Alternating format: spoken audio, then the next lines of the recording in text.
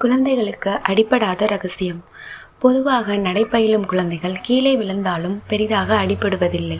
இதன் ரகசியம் என்ன? அசுரரான இரண்யகசிபு தன்னையே கடவுள் என உலகிற்கு அறிவித்தான். ஆனால் அவனது மகன் பிரகலாதன் சிறுவயது முதல் விஷ்ணு பக்தனாக வளர்ந்தான். தனது கட்டளையை பிரகலாதன் ஏற்க வேண்டும் என எதிர்பார்த்த இரண்யனின் முயற்சிகள் வீணாயின.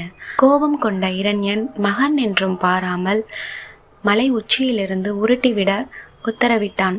பணியாளர்களும் உத்தரவை நிறைவேற்றினர். 8 எழுத்து மந்திரமான ஓம் நமோ நாராயணா என ஜபித்தபடியே மலையில் உருண்டான் பிரகலாதன்.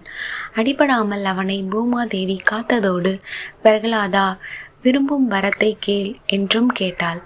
தாயே, என்னை அடிபடாமல் காத்தது போல என் போன்ற குழந்தைகள் நடைபயிலும் போதும் கீழே தவறி விழும்போதும் தாங்கி பிடித்துக்கொள் என்றான்.